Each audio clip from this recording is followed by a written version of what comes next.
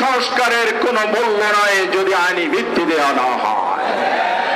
এই জন্য আমরা ঐক্যমত্য কমিশনে গতকাল পর্যন্ত জোরালো দাবি করেছে ফেব্রুয়ারিতে নির্বাচন হতে হবে, তার আগে এই জাতীয় সনদ সংস্কারের আইনি ভিত্তি দিয়ে বাস্তবায়ন করতে হবে।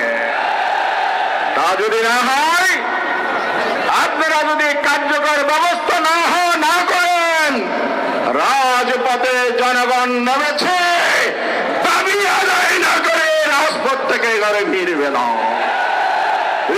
আসুন জাতীয় সনদের ভিত্তিতে নির্বাচন, ফেব্রুয়ারিতে নির্বাচন, আর ত্রুটিপূর্ণ প্রচলিত নির্বাচন পরিহার করে এই পদ্ধতি সফল এবং সুন্দর পদ্ধতি হল পিআর পদ্ধতি।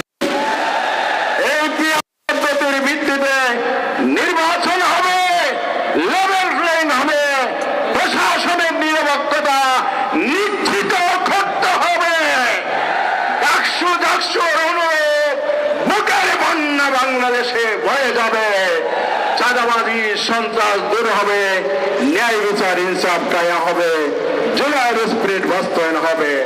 আসুন সেই লক্ষ্য ঐক্যবদ্ধভাবে এগিয়ে যায়। আল্লাহ হাফেজ।